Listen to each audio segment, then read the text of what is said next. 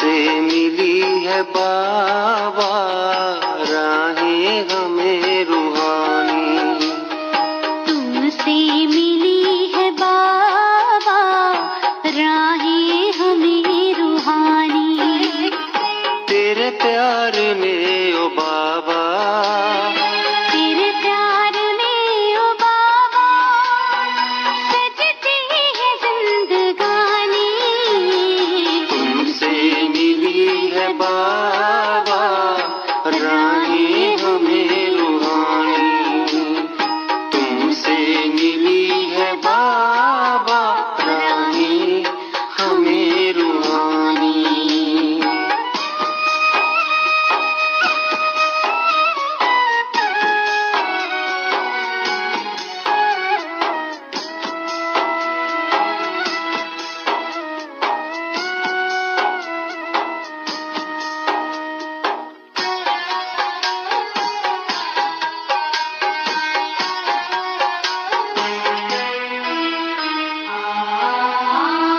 जीवन हमारा तुमने संवारा, तुमसे ही पाया हमने सहारा।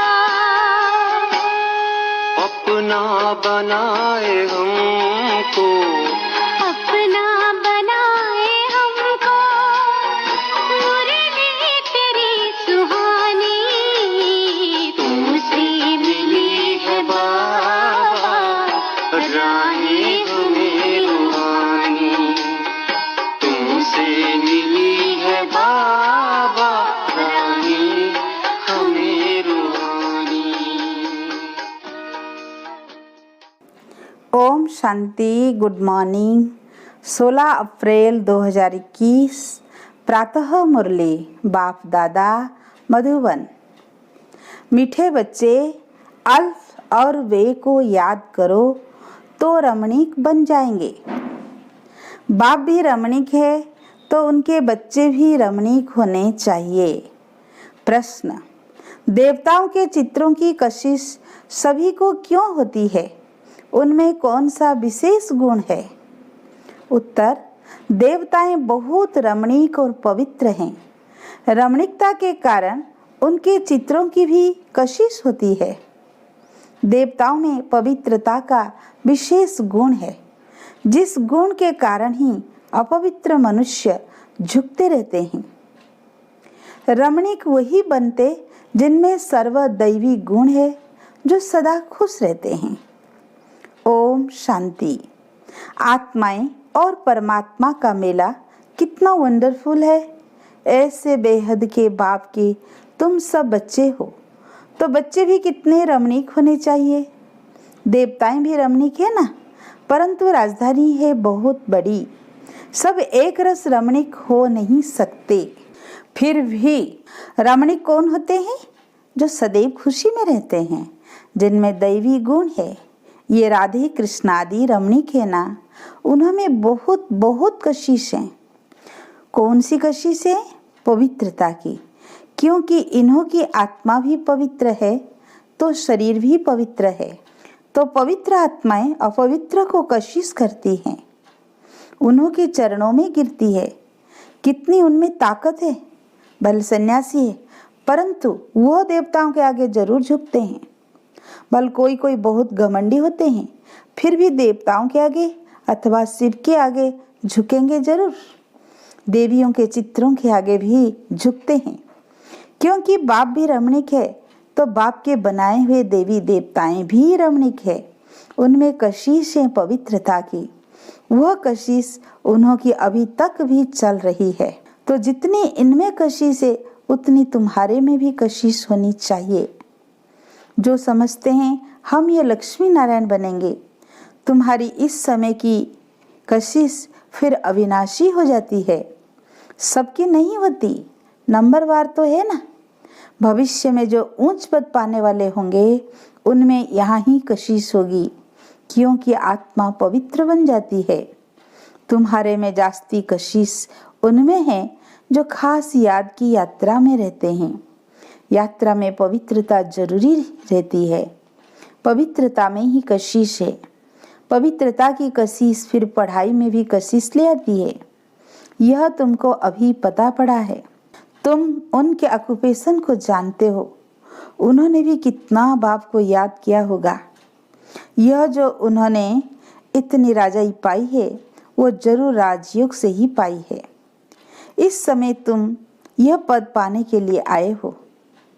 बाप बैठ तुमको राजयोग सिखाते हैं। ये तो पक्का निश्चय कर यहाँ आए हो ना। बाप भी वही है, पढ़ाने वाला भी वही है, साथ भी वही ले जाने वाला है। तो यह गुण सदैव रहने चाहिए। सदैव हर्षित मुख रहो। सदैव हर्षित तब रहेंगे जब बाप अल्प की याद में रहेंगे, तब बे की भी याद रहेगी और इससे रमणीक भी बहुत होंगे। तुम बच्चे जानते हो हम यहाँ रमणीक बन फिर भविष्य में ऐसा रमणीक बनेंगे। यहाँ की पढ़ाई ही अमरपुरी में ले जाती है। यह सच्चा बाबा तुमको सच्ची कमाई करा रहे हैं। यह सच्ची कमाई ही साथ चलती है 21 जन्म के लिए। फिर भक्ति मार्ग में जो कमाई करते हो वह तो है ही अल्पकाल सुख के लिए। वह कोई सदैव साथ नहीं देती। तो इस पढ़ाई में बच्चों को बड़ा खबरदार रहना चाहिए। तुम हो साधारण, तुमको पढ़ाने वाला भी बिल्कुल साधारण रूप में है, तो पढ़ने वाले भी साधारण ही रहेंगे। नहीं तो लज्जा आएगी। हम ऊंचे कपड़े कैसे पहने? हमारे मम्मा बाबा कितने साधारण है, तो हम भी साधारण है। यह क्यों साधारण रहते हैं? क्योंकि बनवाव में है ना। अभी तुमको जाना है, यहाँ कोई शादी नहीं करनी है। वो लोग जब शादी करते हैं तो कुमारी बनवाव में रहती है, मैले कपड़े पहनती, तेल आदि लगाती है, क्योंकि ससुर घर जाती है। ब्राह्मण द्वारा सगाई होती है। तुमको भी जाना है ससुर घर। रावणपुरी से रामपुरी अथवा विष्णुपुरी में जाना है। तो यह बनवाह का रिवाज इसलिए रखा है कि कोई भी अभिमान देह का, कपड़ों आदि का ना हो।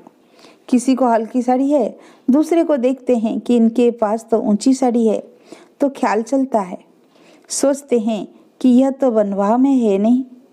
लेकिन तुम बनवाह में ऐसे साधारण रहते हुए कोई को इतना ऊंचा ज्ञान दो, इतना नशा चढ़ा हुआ हो तो उसे भी तिर लग जाए। भल बर्तन मांजते रहो व कपड़ा साफ करते रहो। तुम्हारे सामने कोई आए तो तुम झट उनको अल्प की याद दिलाओ। तुमको वो नशा चढ़ा हुआ हो और सादे कपड़ों में बैठ किसी को नलेज देंगे तो वो भी वंडर खाएंगे, इनमें कितना ऊंचा ज्ञान है। यह ज्ञान तो गीता का है और भगवान का दिया हुआ है। राजयोग तो गीता का ज्ञान ही है। तो ऐसा नशा चढ़ता है जैसे बाबा अपना मिसाल बताते हैं। समझो हम बच्चों के साथ कोई खेल कर रहा हूँ, कोई जिज्ञासु सामने आ जाता है तो झट उनको बाप का परिचय देता हूँ। योग की ताकत, योग बल होने के कारण वो भी वहाँ ही खड़ा हो जाएगा तो वंडर खाएगा। ये इतना साधारण, इसमें इतनी ताकत, फिर वो कुछ भी बोल नहीं सकेगा, मुख से कोई बात निकलेगी नहीं। जैसे तुम वाणी से परे हो वैसे वो भी वाणी से परे हो जाएंगे। यह नशा अंदर में होना चाहिए। कोई भी भाई अथवा बहन आए तो उनको एकदम खड़ा करके विश्व का मालिक बनाने की मत दे सकते हैं। अंदर में इतना नशा होना चाहिए, अपनी लगन में खड़ा हो जाना चाहिए।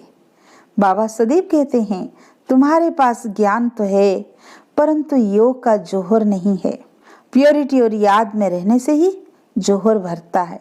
याद की यात्रा से तुम पवित्र बनते हो, ताकत मिलती है। ज्ञान तो है धन की बात। जैसे स्कूल में पढ़कर MA BA आदि करते हैं तो इतना फिर पैसा मिलता है। यहाँ की दूसरी बात है, भारत का प्राचीन योग तो मशहूर है। यह है याद। बाप सर्वशक्तिमान है तो बच्चों को बाप से शक्ति मिलती है।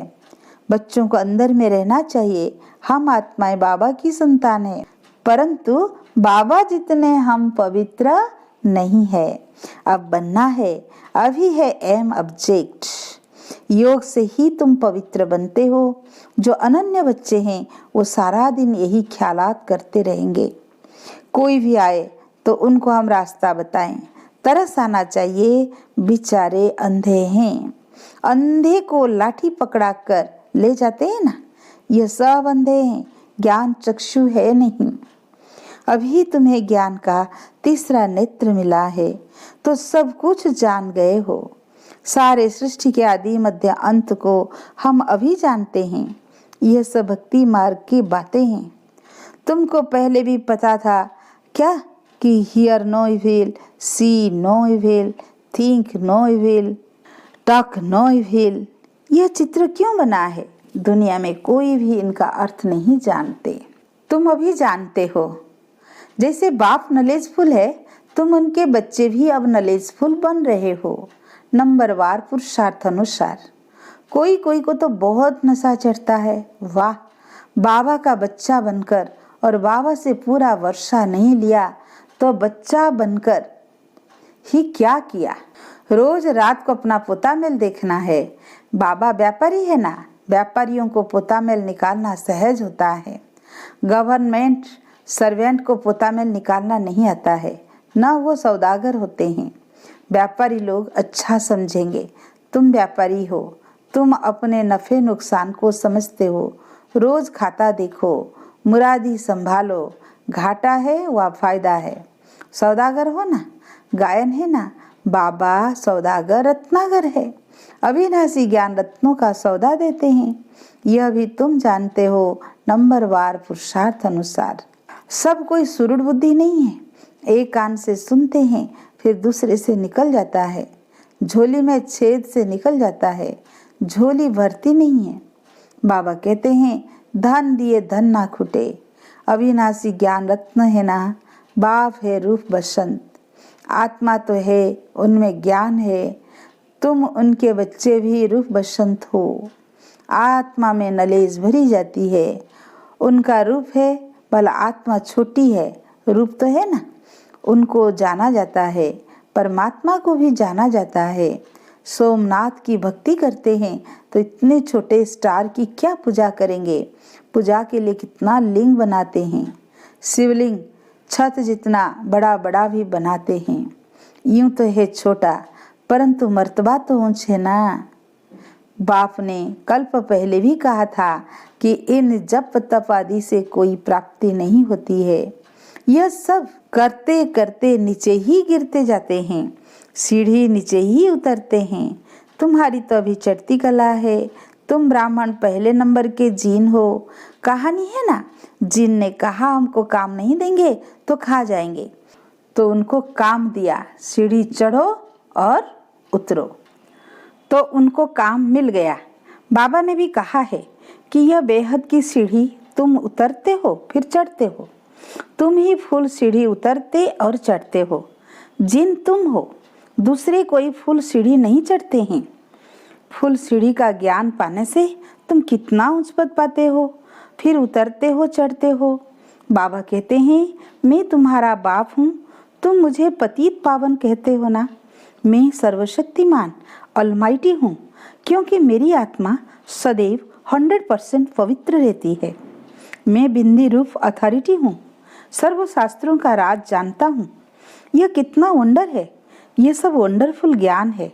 ऐसे कभी सुना नहीं होगा कि आत्मा में 84 जन्मों का अविनाशी पाठ है। वो कभी घिसता नहीं है, चलता ही आता है। 84 जन्मों का चक्र फिरता आता है। 84 जन्मों का रिकॉर्ड भरा हुआ है। इतनी छोटी आत्मा में इतना ज्ञान है। बाबा में भी है तो तुम बच्चों में भी है। कितना पाठ बजाते हैं। यह पाठ कभी मिटने का नहीं है। आत्मा इन आँखों से देखने में नहीं आती है बिंदी। बाबा भी कहते हैं मैं ऐसा बिंदी हूँ। यह भी तुम बच्चे अब समझते हो। तुम हो बेहद के त्यागी और राज ऋषि। कितना नशा चढ़ना चाहिए। राज ऋषि बिल्कुल पवित्र रहते हैं। राज ऋषि होते हैं सूर्यवंशी, चंद्रवंशी, जो यहाँ राजाई प्राप्त करते हैं, जैसे अब तुम कर रहे हो। यह तो बच्चे समझते हैं कि हम जा रहे हैं, खिवा के स्टीमर में बैठे हैं और यह भी जानते हैं यह पुरुषोत्तम संगम युग है। जाना भी जरूर है पुरानी दुनिया से नई दुनिया में वाया शांति धाम। यह सदैव बच्चों की बुद्धि में रहना चाहिए। जब हम सतयुग में थे तो कोई खंड नहीं था, हमारा ही राज्य था। अब फिर से योग बल से अपना राज्य भाग्य ले रहे हैं, क्योंकि समझाया है योग बल से ही विश्व की राजाई पा सकते हैं, बाहुबल से कोई नहीं पा सकते। यह बेहद का ड्रामा है, खेल बना हुआ है। इस खेल की समझानी बाप ही देते हैं। शुरू से लेकर सारी दुनिया की हिस्ट्री ज्योग्राफी सुनाते हैं। तुम सूक्ष्म वतन मूल वतन के राज को भी अच्छी रीति जानते हो। स्थूल वतन में इनका राज्य था, अर्थात हमारा राज्य था। तुम कैसे सीढ़ी उतरते हो वह भी याद आ गया है। सीढ़ी चढ़ना और उतरना यह खेल बच्चों की बुद्धि में बैठ गया है। अब बुद्धि में है कि कैसे यह वर्ल्ड की हिस्ट्री ज्योग्राफी रिपीट होती है। इसमें हमारा हीरो हीरोइन का पार्ट है। हम ही हार खाते हैं और फिर जीत पाते हैं, इसलिए नाम रखा है हीरो हीरोइन। अच्छा, मीठे मीठे सिकीलधे बच्चों प्रति माता पिता बाप दादा का याद प्यार और गुड मॉर्निंग। रूहानी बाप की रूहानी बच्चों को नमस्ते। हम रूहानी बच्चों की रूहानी बाप दादा को याद प्यार गुड मॉर्निंग नमस्ते नमस्ते। धारणा के लिए मुख्य सार। पहला पॉइंट, अभी हम बनवाह में हैं, इसलिए बहुत बहुत साधारण रहना है। कोई भी अभिमान देह का व कपड़ों आदि का नहीं रखना है। कोई भी कर्म करते बाप की याद का नशा चढ़ा रहे। सेकंड पॉइंट, हम बेहद के त्यागी और राज ऋषि हैं। इस नशे में रह पवित्र बनना है। ज्ञान धन से भरपूर बन दान करना है। सच्चा सच्चा सौदागर बन अपना पोतामेल रखना है। आज का वरदान, याद की सर्च लाइट द्वारा वायुमंडल बनाने वाले विजयी रत्न भव। सर्विसेबल आत्माओं के मस्तक पर विजय का तिलक लगा हुआ है ही, लेकिन जिस स्थान की सर्विस करनी है उस स्थान पर पहले से ही सर्च लाइट की रोशनी डालनी चाहिए। याद की सर्च लाइट से ऐसा वायुमंडल बन जाएगा जो अनेक आत्माएं सहज समीप आ जाएगी। फिर कम समय में सफलता 1000 गुना होगी। इसके लिए दृढ़ संकल्प करो कि हम विजयी रत्न है, तो हर कर्म में विजय समाई हुई है। स्लोगन, जो सेवा स्वयं को व दूसरे को डिस्टर्ब करे वो सेवा सेवा नहीं बोझ है। अच्छा, ओम शांति।